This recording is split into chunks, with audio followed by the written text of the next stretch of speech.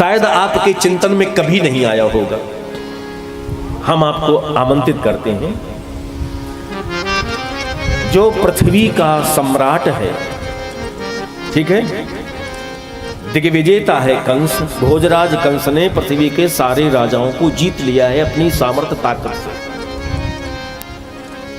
श्रेष्ठ सिंहासन पर बैठा है, तो उसको एक विकलांग महिला मिली थी चंदन लगाने के लिए। क्या इससे सुंदर युवतियां चंदन लगाने वाली पूरी धरती पर नहीं रह गई थी? विचार करो आप। हम लोग करोड़, 10 करोड़, 25 करोड़, 50 करोड़ इकट्ठा कर लें तो इंद्र जैसा सुख जीना चाहते हैं, और जो पूरे पृथ्वी का मालिक हो, राजा हो, और वो चंदन लगवाए 3 जगह से टेढ़ी स्त्री से, कुब्जा से चंदन लगवाए, तो उसकी बुद्धि में क्या हो गया था? ऐसा कंस ने क्यों किया? कभी इस पर विचार किया आपने? ऐश्वर्य के सिंहासन पर बैठा हुआ कंस 3 जगह से वक्र कुब्जा से चंदन लगवाता है। क्या सुंदर स्त्रियां नहीं थी? क्या दूसरी चंदन लगा करके इनको प्रसन्न नहीं कर सकती थी?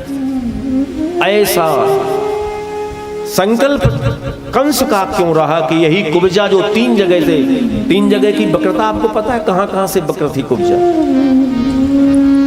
पैरों से पहली वक्रता, पैर टेढ़े थे, फिर पीठ टेढ़ी थी, पीठ झुकी हुई थी, पैरों की वक्रता, पीठ की वक्रता और मस्तिष्क ये झुका हुआ था। 3 जगह से टेढ़ी थी। कैसे चंदन लगाती होगी? और ये बड़ा प्रसन्न होता है, और किसी दूसरे को नियुक्त नहीं कर रहा कि कोई दूसरा चंदन लगाए। उसने भागवत में कहा है कि मेरा लगाया हुआ चंदन कंस को अतिशय प्रिय है। तो भगवान ने कहा तो क्या वो चंदन मुझे लगाओगी?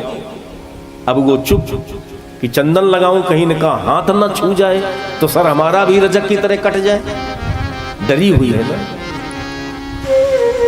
भगवान ने देखा कि ये कोई जवाब नहीं दे रही है, तुम्हारे द्वारा लगाया हुआ चंदन भोजराज कंस को अतिशय प्रिय लगता है, तो क्या तू मुझे चंदन लगाएगी? जब नहीं बोली, कुछ डर था, तो भगवान ने लालच दिया है कि तुरंत कल्याण कर दूंगा तुम्हारा। वो बेचारी घबराई हुई कि तुरंत कल्याण का मतलब है सर कटेगा और क्या होगा। गुरुदेव भगवान कहते और आपके अनुभव में ये चीजें रहेंगी, सेवा 2 ही जगह होती है बस, और तो सब जगह औपचारिकताएं होती हैं, खाना पूर्ति की जाती है। सेवा 2 ही जगह होती है, या तो सामने वाला अतिशय आपसे प्रेम करता हो तब सेवा होगी, या तो सामने वाला अतिशय आपसे डरता हो, या तो भय बहुत हो उसमें तो वो सेवा अच्छी करेगा, या तो प्रेम अधिक हो तो सेवा श्रेष्ठ होगी। सामान्य जगह तो खाना पूर्ति होती है, औपचारिकताएं होती हैं। बोलिए आनंद कंद भगवान की। आज आपने मेरा मूड देखा है, कोई आए हम कथा नहीं बंद कर रहे, क्योंकि हम कथा कही नहीं पाते हैं। हाँ, तो आप लोग अपना काम करो, हम अपना काम। जो हमारे साथ चल सके वो हमारे साथ चलें, और जो आने वालों के साथ बीच बीच में हो जाए वो जाने, उनका काम जाने। हाँ। जस दूल्हा तस बनी बराता, कौतुक विविध होई मग जाता। कंस ने 3 जगह से टेढ़ी स्त्री से ही चंदन लगवाने का संकल्प क्यों लिया है? ये सद्गुण नहीं है। कोई भी समझदार आदमी विकलांग से सेवा नहीं लेता है। कोई हृदय का उदार व्यक्ति विकलांग व्यक्ति के प्रति श्रद्धालु होता है। अरे भैया तुम ना करो। अच्छे लोग स्वस्थ आदमी से सेवा नहीं लेते हैं। जिनकी प्रज्ञा प्रखर हो गई है वो दूसरे से सेवा नहीं लेते। आपने पूज्य हमारे गुरुदेव भगवान को देखा होगा, किसी से कोई सेवा नहीं, कोई शिष्य ये नहीं कह सकता मैंने कभी पैर दबाए हैं गुरु जी के, कोई ये नहीं कह सकता मैंने कपड़े धोए हैं। खुद अपने हाथ से कपड़े साफ करना, कभी कोई उनकी सेवा नहीं। ऐसे महापुरुष जो श्रेष्ठ लोग होते हैं वो दूसरे की सेवा की अपेक्षा नहीं करते, अपने बच्चों से सेवा नहीं लेना चाहते। हमारे यहाँ हमारे चाचा जी आज बात कर रहे थे कि बेटे तो लालायित रहते हैं कि हम पिता की सेवा करें, लेकिन नहीं, हमें सेवा किसी की नहीं चाहिए।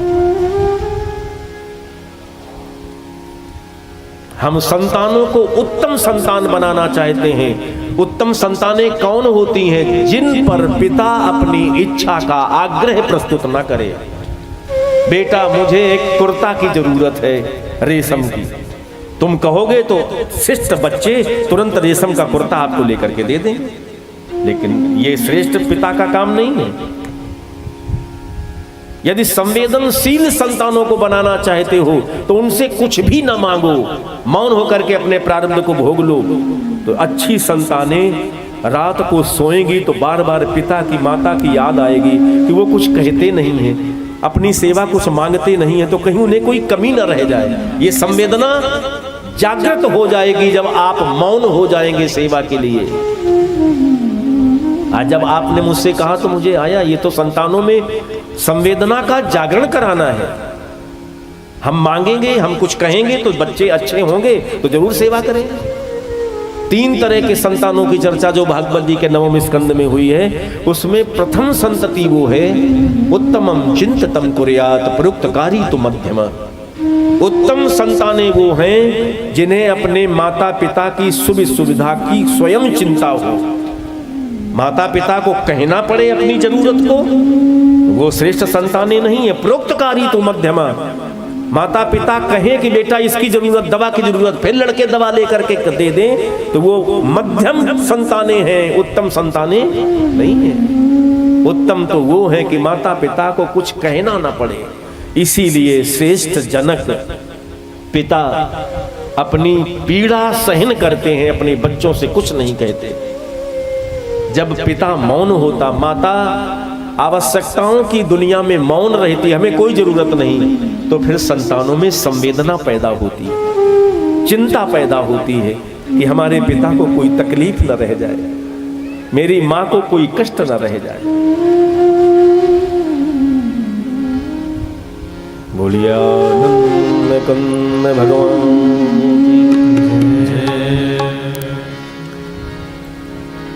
कंस ने जानबूझ करके विकलांग स्त्री से चंदन लगवाया। कंस किसे कहते हैं आप लोग अच्छी तरह से जानते हो, आए दिन आप कथा सुनते हो। आपको खुद याद नहीं होगा कि मैंने अपने जीवन में कितनी कथाएं सुनी हैं भागवत की। जगह जगह भागवत की ही तो कथाएं होती हैं।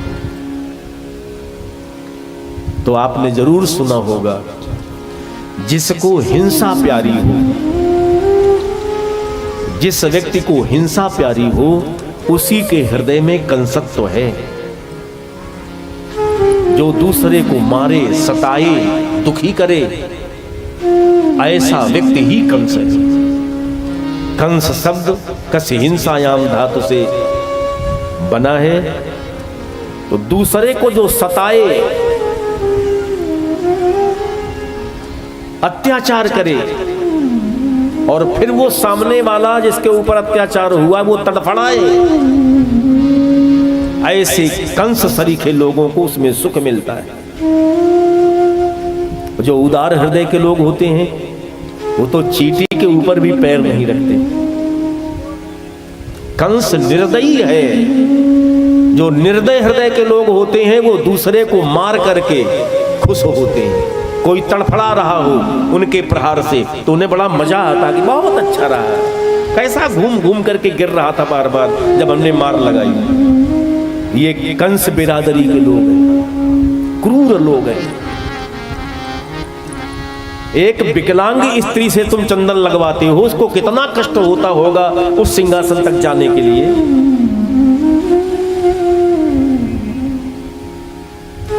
ये क्रूरता की एक सीमा पार कर गया है कंस। सज्जन व्यक्ति सामान्य लोगों से सेवा नहीं लेते, फिर जो विकलांग हैं उनसे भला सेवा क्यों लेंगे?